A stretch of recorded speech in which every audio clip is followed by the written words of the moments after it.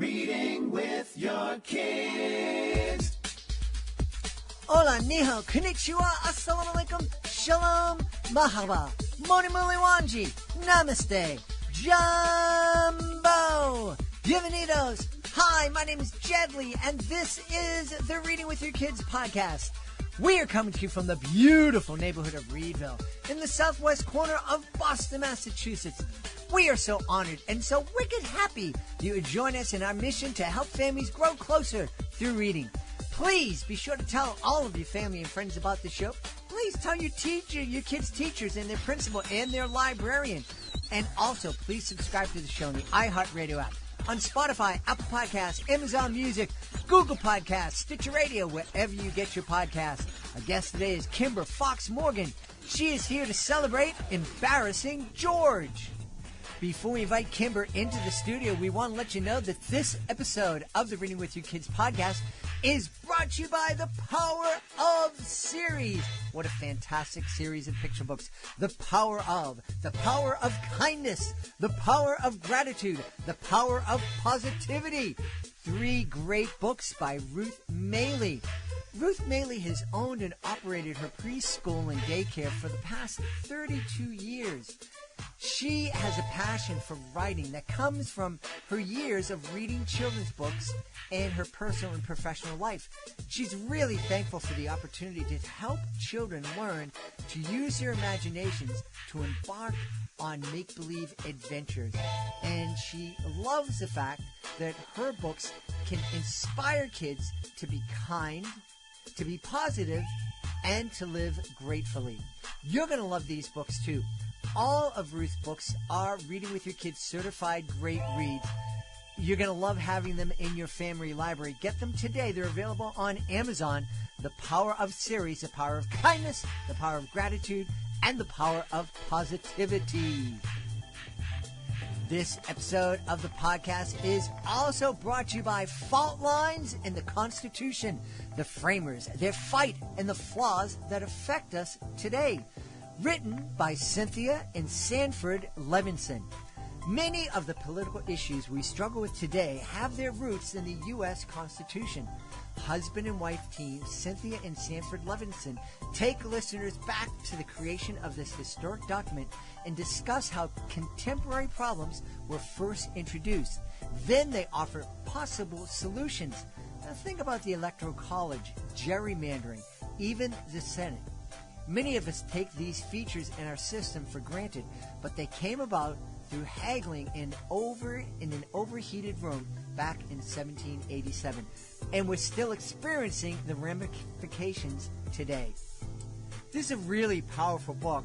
I mean, I love it because I am able to really access this information in a way that I wouldn't be able to access it with a law book. And certainly it's a great way to help our middle graders and our high schoolers gain a full appreciation for our nation and how our nation operates. Check it out today. I think you'll be really happy. Fault Lines in the Constitution, the Framers, their fights, and the flaws that affect us today by Cynthia and Sanford Levinson. Join us right now from the beautiful state of North Carolina here in the United States. Our guest today is here to celebrate her brand new picture book. It's called Embarrassing George. Please welcome to the show, Kimber Fox Morgan. Hey, Kimber, how are you? Great. Thank you so much. Thanks for having me. I'm really delighted to have you on. You know, my grandmother could have written this book about my father. I think it probably resonates with a lot of families. So tell us all about Embarrassing George, please. Yeah, well, an Embarrassing George is about a boy, school-age boy who has a family. He has a mom and a dad and an older sister and a younger brother. And he feels like everybody in his family is embarrassing. His mom can't cook. His older sister is always on her phone making videos and kissy faces. And his little brother is always dressing up in different costumes and bouncing around the house. And his dad even has a tendency to go outside in his underwear. So he is just embarrassed by everything they're about. And he's got back to school night coming up. And he is a little nervous about it. He's not sure what his family's going to bring a back to school night and if he's going to get embarrassed in front of his, classmates and friends. So it's a little story about, family dynamics and, loving everybody in your family for who they are and what they bring to the table. Now, I know from your website that you're the mom of 3 kids and also of the mom of 2, as you call them, lemon dogs. Correct. And I think my Augie can be, he only has one eye, so he's probably a lemon dog too. Lemon too, probably, but they're the best ones. But was Embarrassing George inspired by anything or anyone in your family circle? A little bit, I think our families give us the best material, really. And my kids are funny and my husband is hilarious. And so they're easy subjects. Not everything is as clear, but I do have a daughter and a middle son and a younger son. And there are certain things that are similar. I would guess my middle son is the most embarrassed by us. And my oldest daughter is all over Snapchat and social media, and our youngest son is just a bundle of joy and bounces around on the couch and is prone, is very would not be surprising if he came downstairs in a costume. So a little bit. And I myself, I can cook. I don't enjoy cooking and I don't do it very well.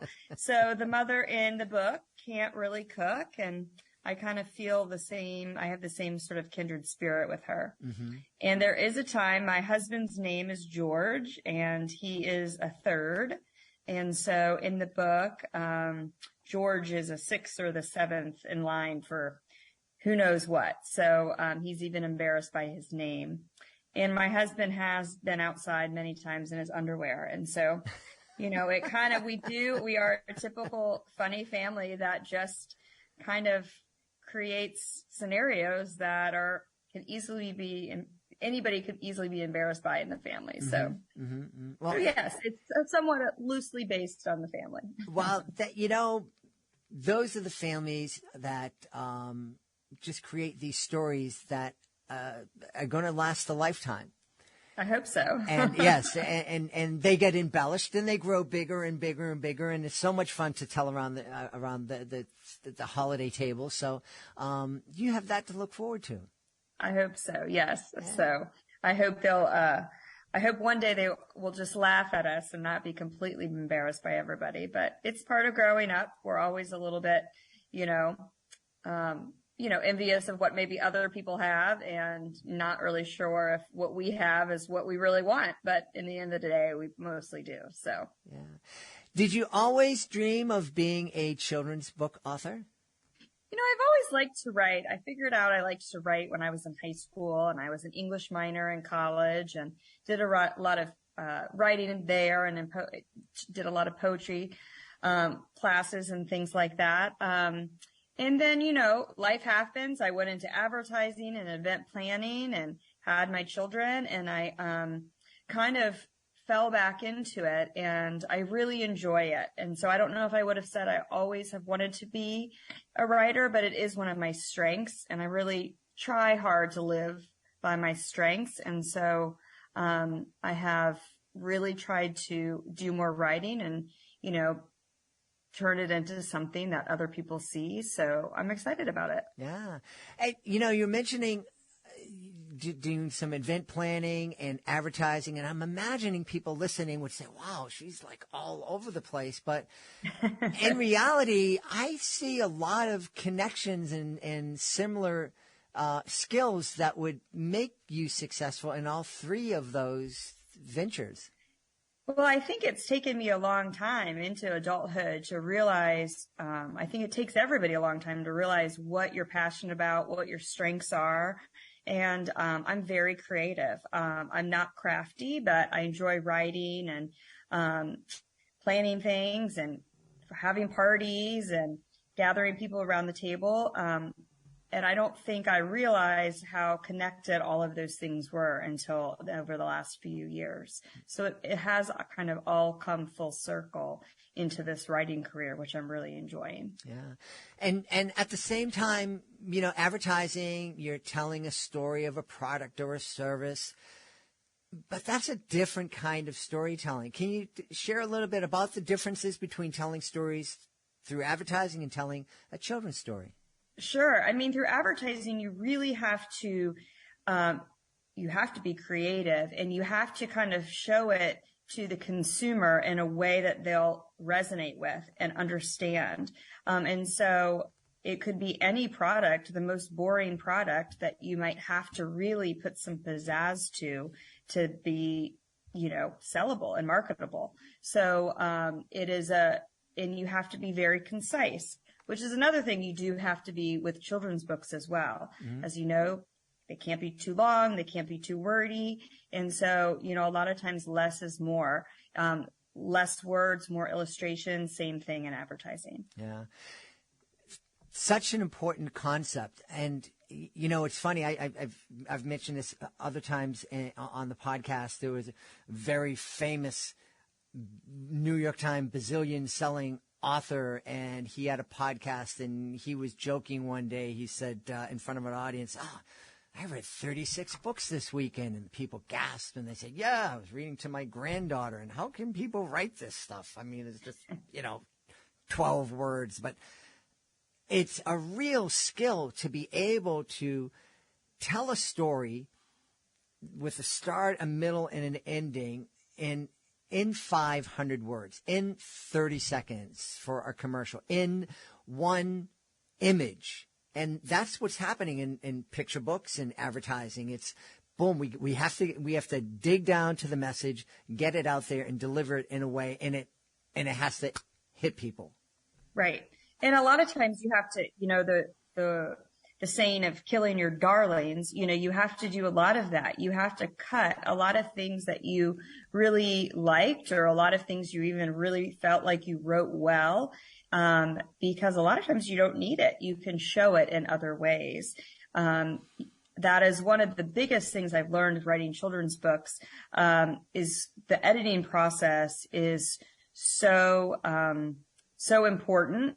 And so it's such a huge part of this developing a book, especially for children's books, because you don't have a lot of words. You have to get the story arc, the climax, the ending all together, and you show extra things in your pictures. But you have to be very, very concise. And so a lot of times this Embarrassing George book started as a pretty different story, and with editing evolved into something a little bit different. My first draft was much, much different, but I ended up getting a story like in advertising that would be more marketable to most people. Interesting. And less personal, maybe. Mm-hmm. How was that for you? Because you were mentioning, you know, authors, copywriters, you have to cut those darlings, those things that you love so much. Was it easier for you to cut out the things that you loved about that first draft of Embarrassing George because you had the experience in advertising, or was it still just heart-ripping for you? I don't know if it's heart-ripping. I think you just have to realize what your end goal is. Mm-hmm. If you really want to write a good book that really hits all the marks, you have to be pretty objective, and you can't get too, you have to kind of develop a thick skin through the editing process. And you have to realize that, a lot of times the work is, better because of it. So if you were to look at my first draft and the final draft, I'm much happier with the final draft. I think it was more of a, work of art and in a more beautiful manuscript, if you will, having edited the things out that were kind of hard to edit out. At certain things that I think would have maybe resonated with me or my family would not have been parlayed to the general market. And so therefore you had to let them go. But I think that's, you know, you have to kind of put your big girl pants on and move forward, right? So. Yeah. Well, you mentioned that the first draft was more personal. Were your kids and underwear loving going outside husband, were they still able to identify with the finished product? They were. I think my husband might think that he's the villain in this book. There is no villain. But I think there was a little bit of his personality, I think, that was left on the chopping block. And so, but like I said, you can't fit it all in, especially when I had as many characters I did, and the amount of 500 words to work with. So, there are certain things that I think, he would say he feels like he's the villain. He's not the villain. Mm-hmm. But he kind of felt like the first draft, showed him in a better light, Mm-hmm. but, it's not really all based on him anyway. So I had told him he had to get over it. Hey, Dad, it's not about you. Yeah, it's not about you. I just stole your name and a few funny things. I'm curious. Here you are, a mom of 3, and obviously, I assume that you read with your kids as they were growing up, and hopefully still do read with your kids. Do you ever take the time to sit back and think that there are families all over the country that are snuggled up on the couch reading my book? And if you do, how does that make you feel? I just love it. It is the most amazing feeling when I see people send me pictures or their post online. It really fills like all of the bucket. And that's why I'm doing this. I hope everyone can sit and read with their kids and enjoy it. It's so important. And it's just a wonderful, wonderful feeling. I have really enjoyed the whole bookmaking process. I don't really enjoy the selling process, but I do love when it gets into kids' hands and they get to read it with their parents or family members or friends. Now, it's interesting that you say that. Here you are with this background in advertising and marketing, and yet it's like, I don't really like selling my book. Is that because you're selling yourself, or is it something else? Yeah, I think it's just, having to put yourself out there.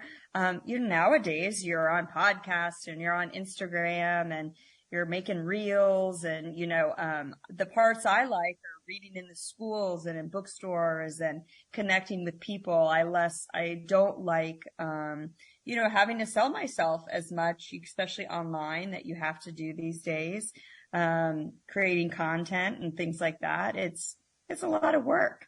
And I don't know, I was in advertising, but I wasn't in sales. So, it kind of is a different ball game. And, I kind of feel like I'm a connector. I can connect you to you to you, to sell other products, but I'm just maybe not as confident as I should be in trying to sell myself, I guess. Well, I can relate to that because it's a lot easier for me to come out here and help celebrate somebody else's book than celebrate my own stuff. So Right. I feel you there. Yeah, it's hard. Hey, what's next for Kimber Fox Morgan? Are you looking to stay in the picture book realm? Are you thinking about moving into middle grade, YA? My husband says I still have another a book in me that is more of he actually thinks a middle grade book, and I might get there. I do have, this is my second picture book, and I have a third one that just got sent, to the illustrator actually yesterday, which will be coming out probably in the spring. So I'm excited about that. So I'm going to keep chugging along. I think I have a few more children's stories in me, and the more time I have to write and do this, I'm eventually hoping to move into that young adult lit. I love that age group. So I'm really hoping that I can kind of come up with a story that might work with all of those teenagers out there. Yeah. Hey, I want to take advantage of this. We've talked a lot about so many authors have come on in the past year or two, And, what was the inspiration for your book? Well, I was locked up in the pandemic and I ran out of Netflix to watch. And I don't know if I would lead with that when I'm marketing my book. But you are also the mom of 3 kids who were locked together in a home for a year to 2 years, depending on your state. I'm curious to see how the kids are doing out there, because with me, it was 2 years, so it's a teeny part of my life. But, with a 5-year-old being locked up for 2 years, it's a 10th or 20% of your life or whatever. How are your kids responding and bouncing back? My kids are doing pretty well, but I do think there has been some social and emotional delays amongst children these days, especially. I mean, they were not exposed to the things that they really should have been exposed to at their current developmental age. And so I think they're a little behind, especially my middle schoolers and my early high schoolers. I mean, they miss dances and a lot of those social interactions that are very, very important for, 12, 13, 14-year-olds. And I think what a lot of them did was, they got online, they play a lot of games with their friends and things like that. But the actual interpersonal communication, I think they're just a little bit behind on. I think we see that I think the schools across the country for sure. Mm-hmm. But I think kids are just a little stunted a little bit in their growth, socially and emotionally. Mm-hmm. They're just still playing catch up a little bit. We were at a great school that offered some online learning, which was very helpful.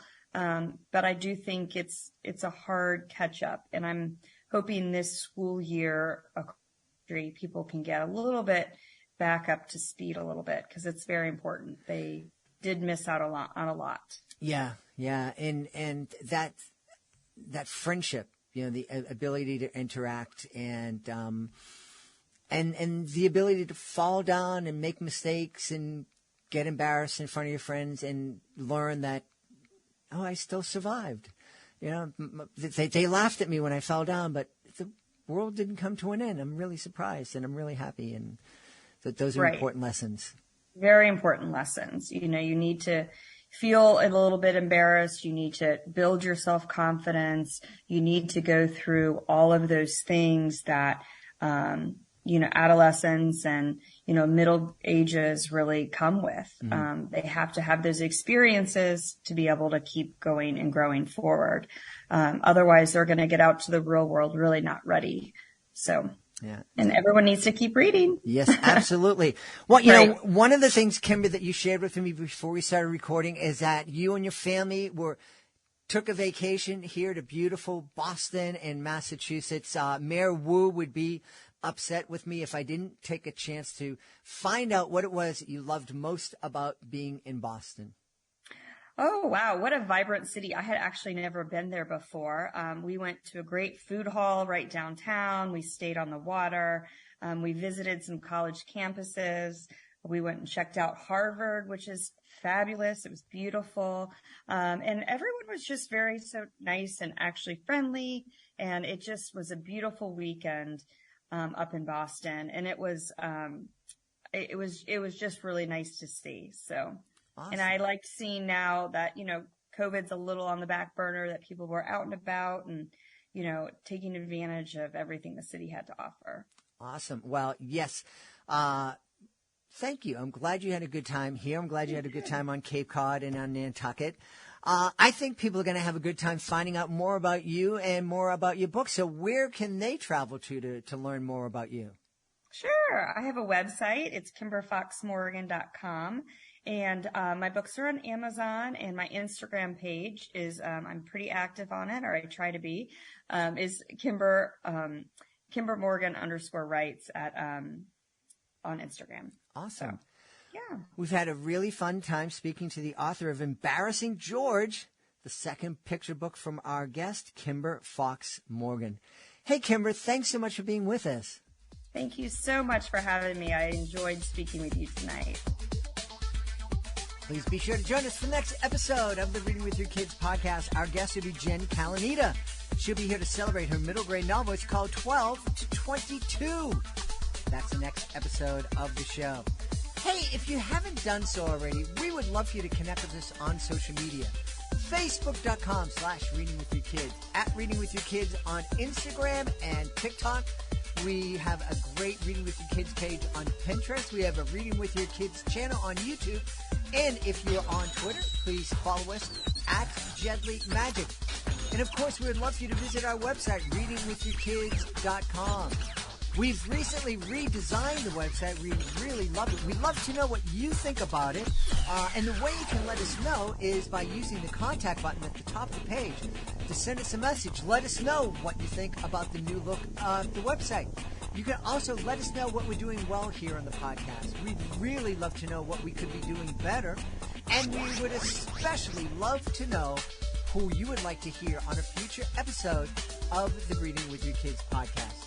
I want to thank the folks who made today's show so wonderful. Of course, we're going to start by thanking our guest, Kimber Fox Morgan. Please be sure to check out Embarrassing George. Also want to thank our sponsors, Ruth Maylie. Please check out her certified great read series, The Power of Kindness, the Power of Gratitude, the Power of Positivity. And we also want to thank Cynthia and Sanford Levinson. Please be sure to check out their middle grade, not novel, but their middle grade book. It's called Fault Lines in the Constitution, the framers, their fights, and the flaws that affect us today. Also want to thank my team, Fatima Khan, Rory Grady, Mirabella Q. I want to thank my beautiful wife for all the support she gives me. Most of all, we all want to thank you. Thank you so much for taking the time to join us today, and as always, thank you so very much for taking the time to make the world a better place by reading with your kids. I'll be looking for you in the next edition of the Reading with Your Kids podcast.